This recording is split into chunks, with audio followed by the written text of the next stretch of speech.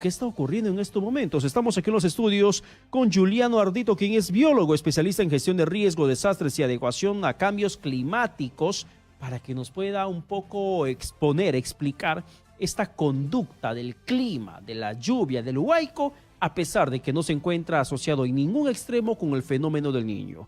Biólogo Juliano Ardito, ¿qué tal? Buenas noches. Muy buenas noches, ¿qué tal?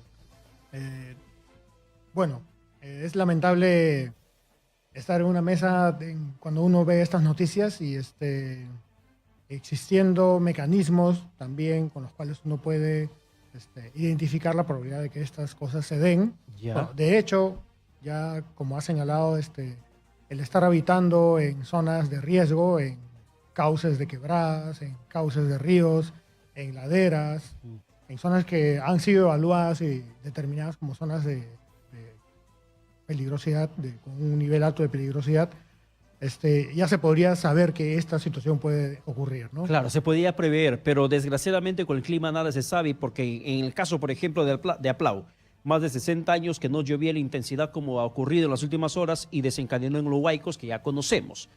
¿Qué pasa con el clima exactamente? Ya, ese es uno de los puntos que creo que es interesante antes de entrar en detalle de lo que está pasando puntualmente ahora, ¿no? Nosotros tenemos procesos de cambios climáticos a lo largo del tiempo. La atmósfera, el clima de la Tierra no es el mismo siempre.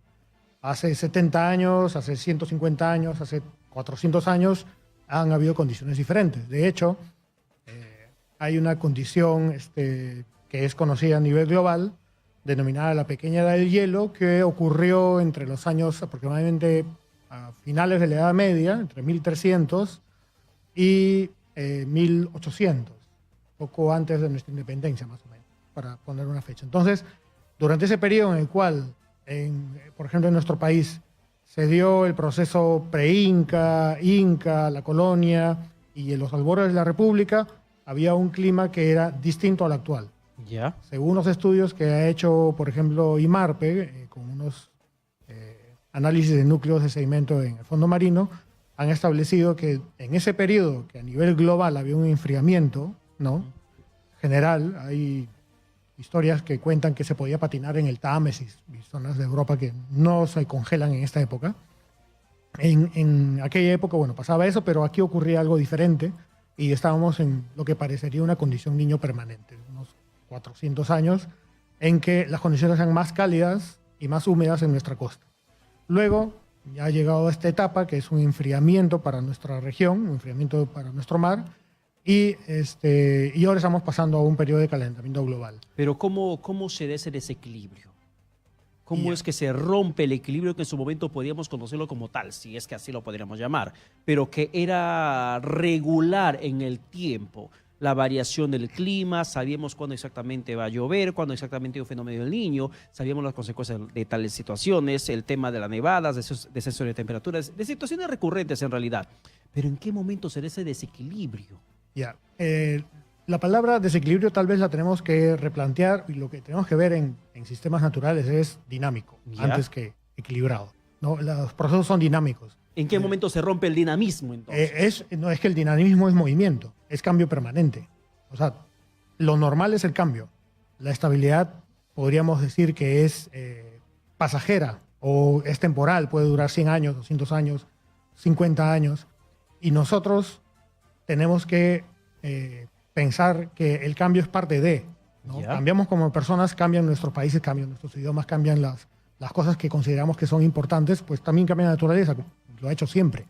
Nosotros como especie estamos aquí por los cambios que hubieron, ¿no? Se conoce, por ejemplo, en el sentido de lo que está ocurriendo en el sur del país, que no se trata el fenómeno del Niño, ya nos han explicado, sino que se trata vientos, masas, humedad que viene desde el Atlántico. ¿Cómo se origina esto? Sí, bueno, yo creo que el fenómeno del Niño, tal como lo describíamos, lo conocíamos hasta el año 98, ¿no? Que podríamos estar pensando en un replanteamiento de lo que es. El Niño se identifica, ¿no?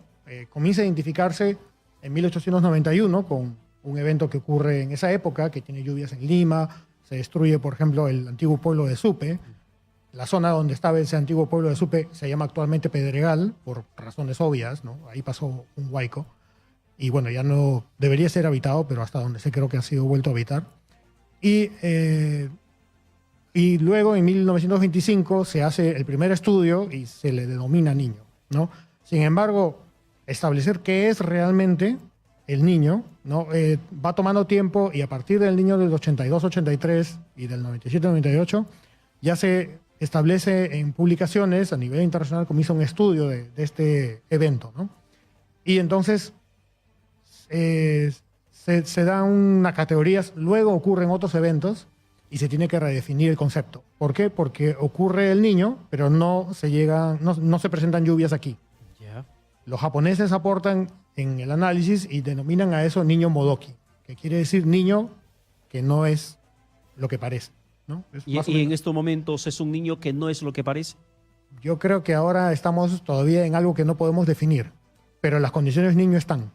O sea, las condiciones de calentamiento del mar, tenemos zonas que están muy cerca de la costa ahora a 26 grados de temperatura. Y quería decir esto, 26 grados de temperatura, según el Instituto Geofísico del Perú, es la temperatura con la cual el mar ya puede generar lluvias. Ya. Y eso lo tenemos en varias zonas cercanas al litoral, a 50 kilómetros, pero es bastante cerca. Y bueno, es la primera vez que veo ese acercamiento en años. ¿Por qué se generan estas corrientes de aire, estas masas, estas nubosidades desde el Atlántico y que llega básicamente casi hasta la costa del Pacífico? Ya, eso es circulación atmosférica global, ¿no? Ahora, ¿Pero es normal eso?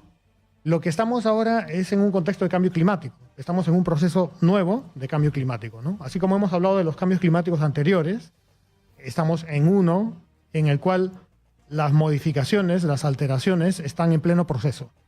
Todavía no tenemos una nueva inercia, una nueva estabilización de cuál es este otro escenario, en qué otro escenario climático nos vamos a mover, ¿no? Hemos visto a nivel global noticias de cambios en todos lados, ¿no? Vemos nevadas mucho más fuertes en países que ahora tienen invierno, y en la temporada de verano, en el hemisferio norte, tuvimos incendios muy fuertes en España, Portugal, etcétera, ¿no? Los eventos ahora son mucho más fuertes. Es parte de la cantidad de energía que brinda el calentamiento global, este cambio climático. Y uno de los factores que hace que las lluvias sean más fuertes es que ahora tenemos más vapor en la atmósfera, justamente por el calentamiento global. Y el calentamiento global también se alimenta de la presencia del vapor. 60 años sin lluvia en Aplau, más de 40, 50 años. Hace 50 años que no se registraban lluvias en Tacna en la proporción como se conoce ahora. ¿Esto tiene su explicación? Lo que me comentas está justamente ocurriendo también en el norte de Chile. En el norte de Chile también tiene la zona de Arica, Tarapacá, Antofagasta, está también en emergencia. Y también tienen cifras récord y tienen datos completamente nuevos en el registro histórico. Y esto es parte de este evento. Ahora, viene una parte importante. Los registros históricos son muy cortos en en lo que corresponde a cambio climático. Los cambios climáticos duran siglos. Y este evento es corto, y la cantidad de datos de los cuales disponemos para decir cuál es la normalidad, ¿no?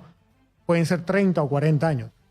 Y ese es uno de los factores que genera situaciones como las que vemos ahora con los puentes, o como lo que vimos cuando ocurrió lo de Vía Parque Rímac. Desbordes, deslizamientos. La normalidad, o sea, lo que según tú haces un análisis con datos de 30 años y dices, muy bien, el día 27 de enero yo no espero que hayan lluvias tan Ahí fuertes. está el dato histórico como tal. El dato histórico me dice esto. La fotografía de aquel momento. Y en estos momentos, estas fotografías que tenemos, lo de Tacna, Moquegua, Arequipa, Ancash, que acabamos de O recibir Piura, reporte, o Iquitos, Iquitos, está Loreto. el río Amazonas, según ha indicado Senami, está entrando a alerta amarilla, y según la gráfica uno puede ver que es un mes antes de la normalidad, o sea, es un mes antes de las condiciones normales. Así es. por las lluvias que han ocurrido en su cuenca. Tenemos a San Martín en la misma condición, a Huánuco, Junín, Sí. tenemos a Ayacucho, tenemos a Cusco. Estamos Sí. hablando de varias regiones del país Pero- donde, perdone señor Ardito, Sí. donde se va a hacer mucho más recurrente este dinamismo del clima, de las lluvias intensas, granizadas, nevadas. Es que hay que diferenciar las cosas. Una es que llueva, ¿no? Y otra cosa es que llueva, pero estés en una zona expuesta. Ya, ese es el problema. Nosotros, sí, puede llover, y lo cual es muy bueno. Las lluvias han estado siendo esperadas por muchas semanas, por mucha gente que decía, bueno, no está lloviendo, las lluvias se Había retrasaron. escasez de lluvia. Había un se había retraso. declarado incluso algunas regiones por déficit hídrico. Así es, Claro. así es. Y esto también ocurrió antes del Niño de 2015-2016 y también antes del evento de 2017. También hubo un retraso en las lluvias. Y es parte de, todavía, creo que los meteorólogos están investigando en ese campo, ¿no? Panorama para Lima, para terminar. Lo que se viene en Lima. ¿Cabe la posibilidad de que se registre en situaciones como el Niño Costero? Bueno, las posibilidades siempre van a existir. El tema principal es la preparación de las personas frente a... Tenemos un inconveniente que es que las autoridades que han ingresado ahora son nuevas.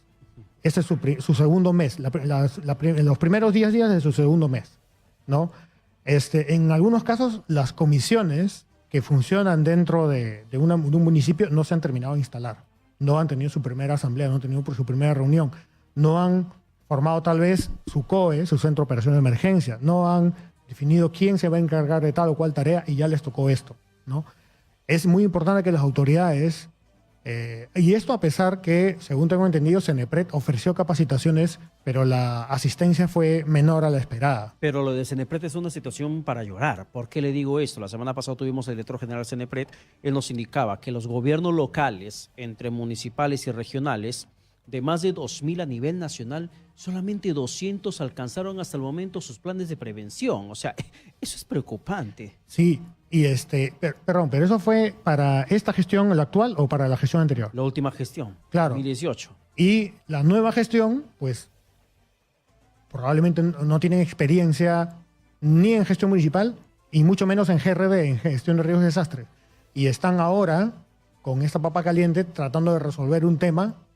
Bueno, creo que, como decías, los que estamos bien ahora, los que podemos tener posibilidades, tenemos que pensar en la forma en que podemos ayudar a las otras personas que sí lo necesitan. Creo que podríamos también prepararnos, organizarnos, no esperar que ocurra una situación como la que tuvimos en el 2017 para estar listos como brigadas, como grupos, apoyar, ver a quién se le puede ofrecer nuestra mano, nuestra ayuda, para estar listos para trasladar recursos que se necesiten. Una recomendación sería que no se esperaran las lluvias para que la gente estuviera protegiendo sus techos. En realidad, desde el trabajo que hago yo, este evento tenía como indicadores de suceder con claridad desde junio de 2018. Se tenía ya la previsión. Sí, de que iba a ocurrir existen indicadores de que hay una anomalía, y en otros países se mencionaba al niño como un factor de alteración del clima de ellos. Por ejemplo, uno de los indicadores son los ciclones que ocurren en la costa de Indonesia, Japón, Filipinas, China. Cuando son muy intensos y frecuentes, es un indicador de niño. Otro factor que también podemos usar como indicador de niño es cuando el monzón, que es el sistema normal de lluvias en India, se altera, también es un indicador de condiciones niño. Entonces, había herramientas para poder determinar lo que va a ocurrir en estos momentos. Toda esta información viene del análisis paleoclimático. O sea, cuando uno ve secuencias paleoclimáticas en las cuales se dice que aquí llueve mucho por condiciones niño y aquí no hay huracanes porque no hay huracanes cuando hay condiciones niño, en el Caribe se puede establecer la correlación entre ausencia, presencia, y se puede usar esa información para tener una herramienta de predicción. No vamos a estar 100% seguros que va a pasar, pero podemos actuar, saber y comenzar a tomar acciones preventivas. Adelantarte el escenario que podría o no ocurrir. Muchísimas gracias, señor Julen Ardito, por estar con nosotros.